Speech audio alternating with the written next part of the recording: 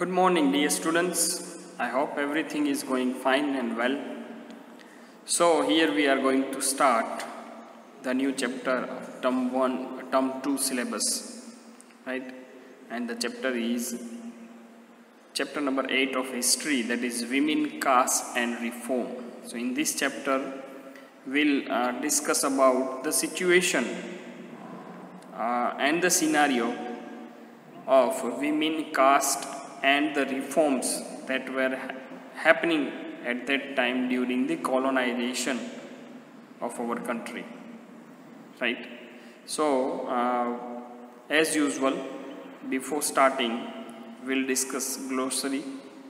So this chapter has about 25 words which I feel that you may feel it difficult to understand. So let us discuss the glossary. So the first word is abolish. So it is not an uncommon word, it is a common word, but still abolish, it means formally put an end to a system, practice or institution. किसी system, किसी practice या फिर किसी संस्था, किसी भी चीज़ को ख़त्म कर देना, फिनिश कर देना, एंड कर देना, समाप्त कर देना, that is called abolish. Next is well versed. Well versed, it means experienced or skilled in something or some concept. किसी भी चीज़ में अनुभव होना, अनुभवी होना या किसी भी चीज़ में स्किल्ड होना, काफ़ी अच्छा ग्रिप होना, तो that is called well versed. Generally education field में वेल वर्स्ड यूज़ होता है. Prevalent, it means widespread. Prevalent का मतलब होता है widely practised, widely believed, that is called prevalent. Sacred, holy, पवित्र. Infanticide, it means the practice of killing unwanted babies soon after birth. जन्म के बाद ही नहीं चाहिए ऐसे बेबीज को मार देना. माने ये उन दिनों की बात है जब बेबी गर्ल जो है वो जनरली एक्सेप्टेबल नहीं था, राइट? इसीलिए क्योंकि कहीं ना कहीं पेरेंट्स की या सोसाइटी की ऐसी मान्यता थी कि अंत में तो उनको विदा करना है, तो कहीं ना कहीं गरीब लोगों के ऊपर बोझ होता था, ऐसा वो सब लोग सोचते थे उन दिनों. ये एक सुपरस्टिशन थी. पॉलीगमी, यहाँ पे this word has been created from two words, poly and gamy. Gamy it means marriage और हैविंग वाइफ, और poly it means many a times, right? More than one. So the practice of having more than one wife or husband at the same time. Clear? एक से ज़्यादा marriage करना at same time. It means होना. For example, एक marriage के बाद wife का death हो जाना और दूसरा मैरिज करना, that is not polygamy. But at a time, एक से ज़्यादा मैरिज होना, that is polygamy. It is the word monogamy, it means एक पत्नीत्व, एक वाइफ होना. बाइगमी, इट मीन्स दो वाइफ होना. पॉलीगमी मीन्स अनेक. इनऑस्पिशियस, ऑस्पिशियस माने पवित्र या अच्छा, शुभ, शुभ. तो इनऑस्पिशियस माने अशुभ, नॉट होली और good, unpromising, right? Secluded, it means keep away from other people, उसको हमेशा बहिष्कार किया जाता था, that is secluded. Barbaric, brutal, savagely cruel, काफ़ी खतरनाक, राइट? भयानक जो होता है, दैट इज बार्बरिक. वर्च्युअस माने सद्गुणी, हैविंग और शोइंग हाई मोरल, अच्छे संस्कार, that is called virtuous. Immerse, involve oneself deeply in a particular activity और इंटरेस्ट. इमर्ज के दो अर्थ है. एक इमर्स माने डूब जाना और दूसरा इमर्स, वो एक इमर्स माने पानी में डूब जाना, और इमर्स का दूसरा अर्थ है किसी एक्टिविटी, किसी प्रैक्टिस में इतना इन्वॉल्व हो जाना, उसमें भी हम कह सकते हैं कि इसमें डूबा हुआ है, काम में डूबा हुआ है. डिस्पाइज, फील कंटेम्प्ट और अ डीप हेट, नफरत का भाव होना, that is called despise. Rationalism, a belief or a theory that opinions and actions should be based on reason and knowledge rather than on religious belief or on emotional response. Rationalism एक ऐसी मान्यता है या एक ऐसी theory है कि किसी भी तरह का ओपिनियंस हो कि भाई एक्शंस जो होती है, जो काम है, जो हमें दिख रहा है, वो एक रीज़न या नॉलेज के बेस पे होना चाहिए, माने उसका कोई कारण होना चाहिए या फिर वो प्रूव होना चाहिए। ऐसा नहीं होना चाहिए कि रिलीजियस धर्म कहता है या इमोशंस कहते हैं, उस आधार पे ऐसा नहीं। माने मॉडर्न जो थिंकिंग है वो ऐसी है, रैशनल थिंकिंग है कि प्रूफ के साथ वो मानेंगे, साइंटिफिक बेस या साइंटिफिक प्रूफ होना चाहिए तभी जाके मानेंगे। That is called rationalism. Emancipation माने एक बहुत अनकॉमन वर्ड है, हमें काफ़ी कम सुनने को मिलता है। द फैक्ट और process of being set free from legal, social और पॉलिटिकल रिस्ट्रिक्शंस या फिर लिबरेशन। इमेंसिपेशन माने खुद को ही ऐसा मानना या बनना, लीगल, सोशल और पॉलिटिकल रिस्ट्रिक्शन से फ्री, माने ऐसा हो जाना कि जिसके ऊपर ना ही लीगल कोई रिस्ट्रिक्शन हो, ना ही सोसाइटिकल रिस्ट्रिक्शन हो, ना ही कोई पॉलिटिकल रिस्ट्रिक्शन, ऐसा लिबरेट हो जाना, फ्रीडम का मतलब। ट्रीटाइजिस क्या है? A written work dealing systematically with a subject. Treatise एक ऐसा रिटन वर्क जो किसी सब्जेक्ट के साथ सिस्टमेटिकली डील करता है, दैट इज ट्रीटाइजिस, माने किसी से एक्सेप्ट किया हो, accept. Monographs a detail study of one particular issue और सब्जेक्ट, किसी एक सब्जेक्ट का detail study, that is monograph, right. और ट्रीटाइजिस क्या है कि सिस्टमेटिकली किसी सब्जेक्ट के साथ किया हुआ written work. Clear? Transcend be और गो बियॉन्ड द रेंज और लिमिट्स ऑफ समथिंग। ट्रांसेंड माने एक वर्ड, एक अर्थ ये होता है कि आर पार होना, राइट। यहाँ पे go beyond limit, go beyond your horizon. Ostracise उसका मतलब है ओपोज करना या बॉयकॉट करना, बहिष्कार करना। Omen an event regarded as a portent of good और इविल। ठीक है। शक्ति बताना, शक्ति प्रदर्शन का एक इवेंट होता है, राइट, जिसमें गुड माने अच्छाई या इविल बुराई का शक्ति क्या है वो दिखाना, उसका इवेंट, दैट इज ओमेन। अगोनी माने दुख, एक्सट्रीम फिजिकल और मेंटल सफरिंग, काफ़ी हद तक फिजिकल या मेंटल सफरिंग, यातना सहन करना, that is agony. Gender bias माने जेंडर पार्शियलिटी। डीमार्केटेड माने सीमा चिन्ह करना, लिमिट ड्रॉ करना, बाउंड्री करना, सेट करना। ऑर्थोडॉक्सी माने पुराने विचारों को मानने वाला। ऑथोराइज्ड और जनरली एक्सेप्टेड थियरी, डॉक्ट्रिन और practice, that is orthodoxy. Propagate माने फैलावा करना, स्प्रेड और प्रमोट वाइडली। और अटमोस्ट माने the most, right. So these are the words which we have discussed and we'll see in the chapter also. Clear? So now let us start the chapter. So the chapter is women, caste and reform, right? So let us see what we are going to discuss in this chapter. Women in the 18th century, changes in the position of women, महिलाओं के position में, उनके पद post के ऊपर क्या क्या change आया। Efforts to change women's lives, महिलाओं की जिंदगी को चेंज करने के लिए प्रयत्न किए गए। Reforming the caste system, caste system में रिफॉर्म, बदलाव लाना, चेंज लाना। Major reformers such as Raja Ram Mohan Roy, Ishwar Chandra Vidyasagar and Swami Vivekananda, ऐसे बड़े बड़े रिफॉर्मर्स, समाज सुधारक जिसको कहते हैं, उसके बारे में भी हम देखेंगे। काफ़ी अच्छा पिक्चराइज्ड कंसेप्ट है वो। Mahatma Gandhi contribution to social reform, और लास्ट में हम देखेंगे कि महात्मा गांधी जो थे उन्होंने सोशल रिफॉर्म, सामाजिक तौर पे बदलाव लाने के लिए क्या कंट्रीब्यूशन दिया। हिस्ट्री मेकर, इस बार भी काफ़ी अच्छा है पॉइंट, क्योंकि हिस्ट्री मेकर हमारा इंडियन है। राजा राम मोहन रॉय, बंगाल में रॉय कहते हैं, is often called the father of modern India. कई बार आधुनिक भारत के पिता के नाम से जाने जाते हैं Raja Ram Mohan Roy. He was the most inspiring figure among the early reformers. उन दिनों समाज सुधारक जो थे उसमें से सबसे प्रेरणात्मक अगर कोई पर्सनालिटी हो तो वो थे Raja Ram Mohan Roy. He fought tirelessly to improve the condition of women in society.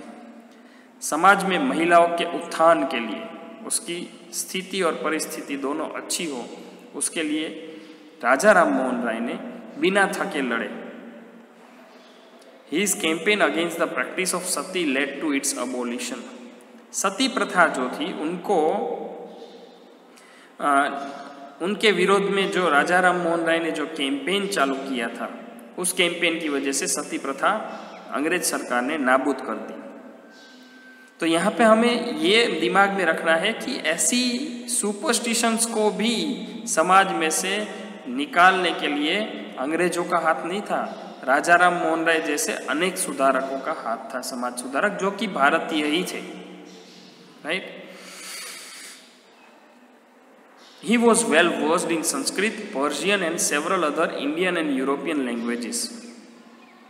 एक से ज़्यादा लैंग्वेज और वो भी फॉरेनर लैंग्वेज में भी वेल वर्स्ड होना माने एक्सपीरियंस्ड और स्किल्ड होना, ये काफ़ी बड़ी बात है। संस्कृत, पर्शियन और काफ़ी इंडियन और यूरोपियन लैंग्वेजेस उनको आती थी। He was known to challenge a harmful practice prevalent in society by supporting his arguments with a verse or sentence in ancient sacred text. वो जाने जाते थे किस चीज़ से कि वो हमेशा सोसाइटी में किसी दर्दनाक प्रैक्टिस होती थी, हार्मफुल, जिससे नुकसान हो सोसाइटी को, ऐसी मान्यताएं थी, उस मान्यता को चैलेंज करने के लिए वो जाने जाते थे। और वो चैलेंज किस चीज़ को लेकर करते थे, तो उनकी जो आर्ग्यूमेंट होती थी वो हमेशा शास्त्रों के आधार पे होती थी, राइट। वो खुद की मनमानी की आर्ग्यूमेंट नहीं करते थे। शास्त्रों में लिखा है कहीं सती होना, नहीं लिखा है, रेगुलर नहीं था। एक दो ऐसे एग्जाम्पल है बट रेगुलर नहीं था। तो इस बात को लेकर उन्होंने समाज में से सती प्रथा नाबूद करवाया। सोशल रिफॉर्म अब देखेंगे एट अ ग्लांस क्या है social reforms in India in 19th century. इसमें अपलिफ्टमेंट ऑफ वीमेन के लिए और कास्ट डिस्क्रिमिनेशन, ये दो मेन मुद्दे थे, right.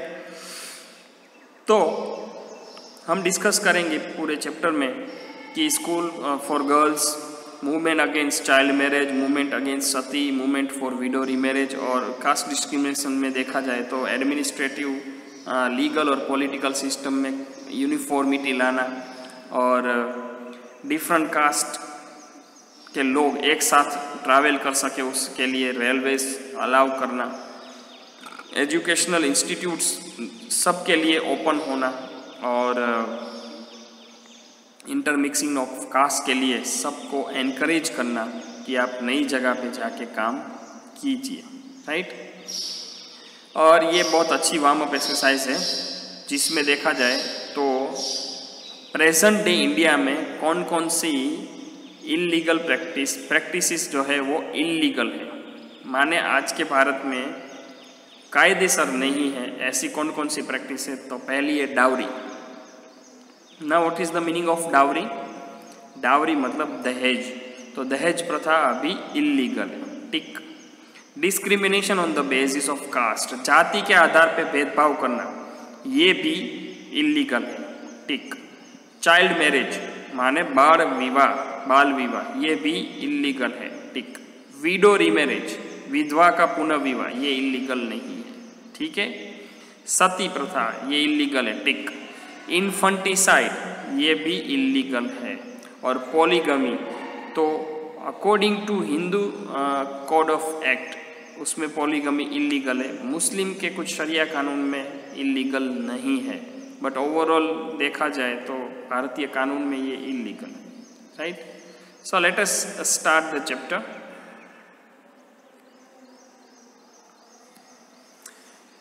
Following numerous socio-cultural developments under the British rule, a class of Indians began to look at Indian society critically. Right? उन दिनों ब्रिटिश रूल के अंडर में जो डेवलपमेंट हो रहे थे, अलग अलग सोशियो कल्चरल, सोशल लेवल पे और कल्चरल लेवल पे डेवलपमेंट हो रहे थे, उसको फॉलो करते हुए इंडियंस का एक क्लास था, एक ग्रुप था, उन्होंने इंडियन सोसाइटी को क्रिटिकली देखना स्टार्ट कर दिया। क्रिटिकली माने वो क्रिटिसाइज करने लगे। These led to a widespread social reform movement throughout the Indian subcontinent. इसकी वजह से पूरे भारत में, उस टाइम तो रजवाड़े थे, लेकिन अभी का जो भारत है उससे भी ज़्यादा पूरा अखंड भारत की बात करें तो उस टाइम के भारत में, पूरे भारत में ये मूवमेंट चलने लगी, सोशल रिफॉर्म मूवमेंट, सामाजिक तौर पे सुधार लाने की movement. The status of women and caste discrimination were two important social features that were questioned and sought to be changed during this period. Women का स्टेटस उन दिनों स्त्री, महिलाओं, लेडीज का स्टेटस काफ़ी लो और डाउन था, और कास्ट डिस्क्रिमिनेशन माने जाति के आधार पे भेदभाव, ये दो मुद्दे थे जो इम्पोर्टेंट सोशल फीचर्स थे जिनके ऊपर सवाल उठ रहे थे और मांग हो रही थी कि उनको चेंज किया जाए ब्रिटिश के पीरियड के दौरान। So let us discuss this issues in order to understand what changes the reforms led to and how Indian society was influenced by them. तो चलो ये डिस्कस करते हैं ये इश्यूज के बारे में, और उनको हम समझेंगे पहले, और उनमें क्या क्या चेंज आए और कैसे भारत के समाज में इंडियन सोसाइटी उससे प्रेरित हुई। तो सबसे पहले हम जानेंगे कि 18वीं सदी में विमेन का क्या स्टेटस था। ठीक है, the status of women in pre colonial India was very low due to age old social customs and practice that reflected the dominance of men in all walks of life. महिलाओं की स्थिति pre colonial India में, माने Britishers के आने के पहले और इवन ब्रिटिशर्स के आने के बाद भी, बट जब ब्रिटिशर्स ने राज किया उसके पहले काफ़ी दयनीय स्थिति थी, काफ़ी नीची उसका पद था, उसका स्टेटस था। क्या कारण था?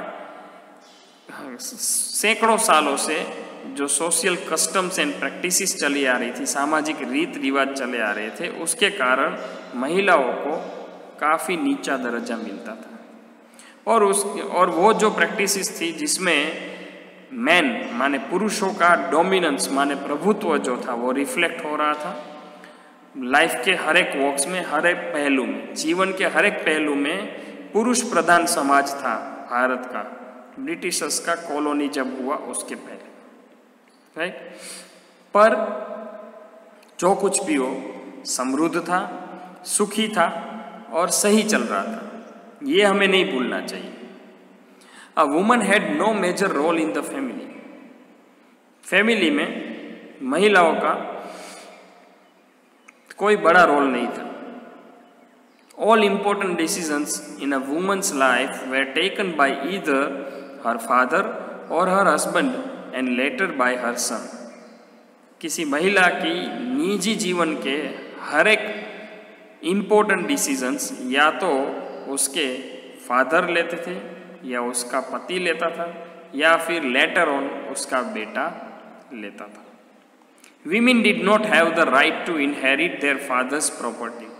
महिलाओं को ये भी अधिकार नहीं मिलता था कि उनके पिताजी की जो कुछ भी जायदाद है उनमें महिलाओं को हिस्सा नहीं मिलता था, माने जायदाद बेटों के बीच में ही बढ़ती थी, बेटियों के बीच में नहीं। Infanticide, polygamy and child marriage were common. उन दिनों इन्फेंटिसाइड माने भ्रूण हत्या, अनवांटेड बेबीज को मार देना, पॉलीगमी माने एक से ज़्यादा शादी होना, और चाइल्ड मैरिज माने बाल विवाह, ये उन दिनों काफ़ी सामान्य था, कॉमन था। Girls were married off at a very young age, sometimes when they were just 2 to 6 years old, too much older grooms, लड़कियों को काफ़ी जल्द, काफ़ी छोटी उम्र में शादी या ब्याह जाता था, और कभी कभी तो 2 से 6 साल की उम्र में भी लड़कियों को शादी कर दिया जाता था, और उनका पति होता था मच ओल्डर, उससे काफ़ी बड़ा होता था। ग्रूम माने दुल्हा। By the time they gained maturity they were usually widowed, जब उनको पता चले कि दुनिया क्या है, जब उनमें मैच्योरिटी आए, जब उनमें सामान्य बुद्धि आए कि दुनिया क्या है, तब तक तो वो विधवा हो चुकी होती थी।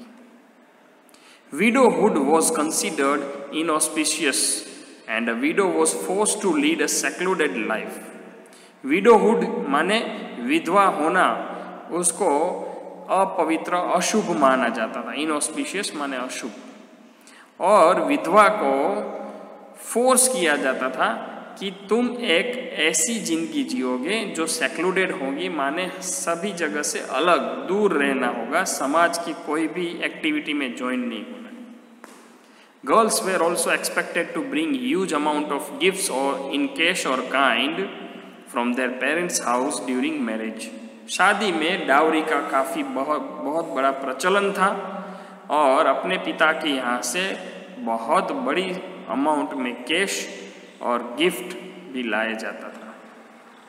राइट, ऐसी आशा रखी जाती थी। Here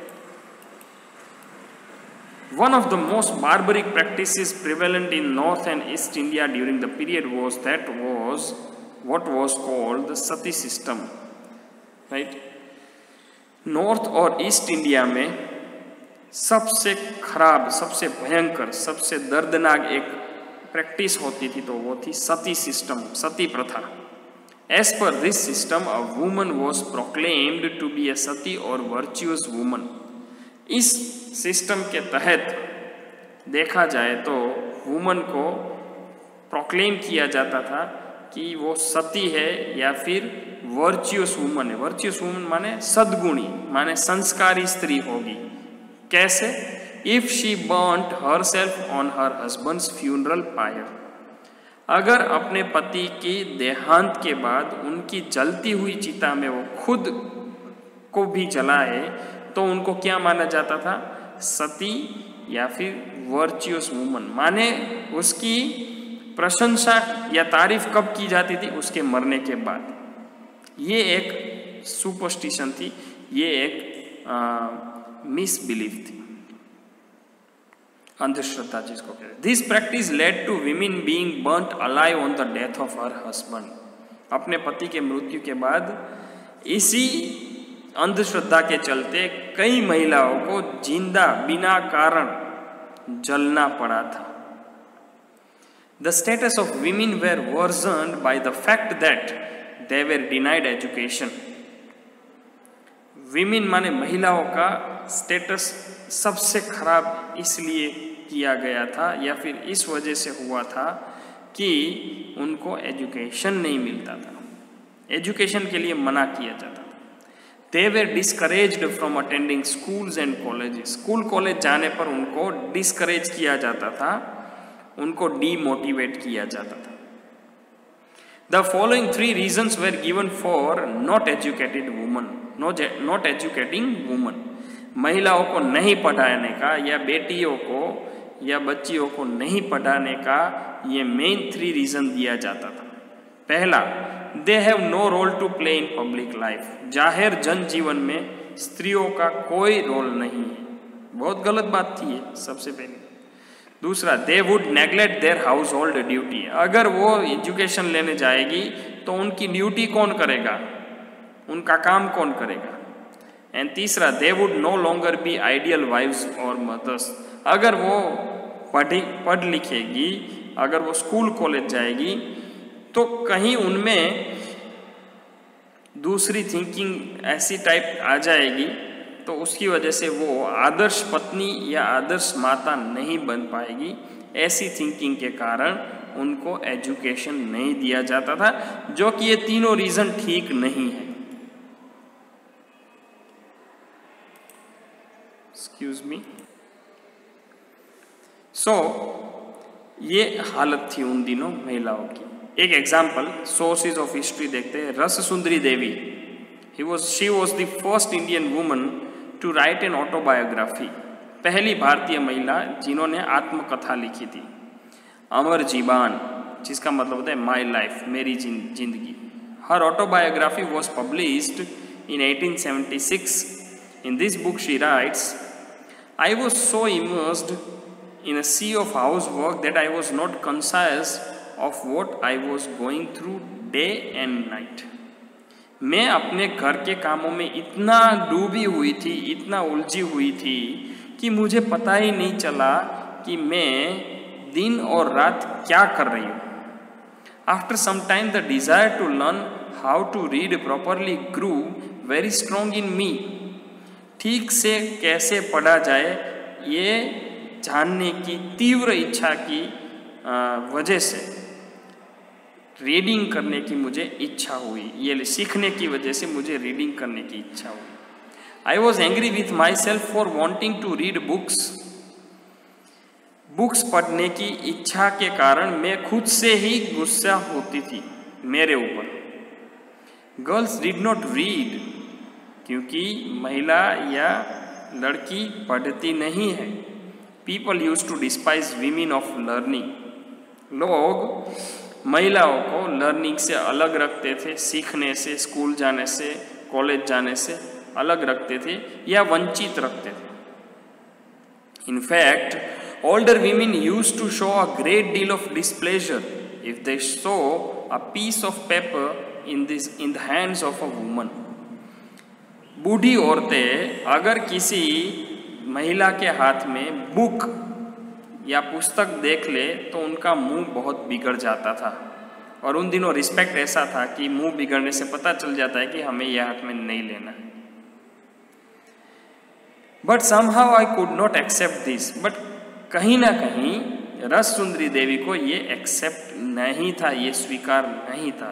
So what does the above passage tell us about the status of women in 19th century Indian society? Right? तो 19वीं सदी में भारतीय समाज में महिलाओं की क्या स्थिति थी उसके बारे में ये पैराग्राफ क्या कहता है? तो क्लियरली कहता है कि महिलाओं की स्थिति काफ़ी खराब और दयनीय थी। Right? So in the next video we'll discuss about changes in the position of women. Women की पोजीशन में, पद में, उनके स्टेटस में क्या चेंज आया। See you in the next video.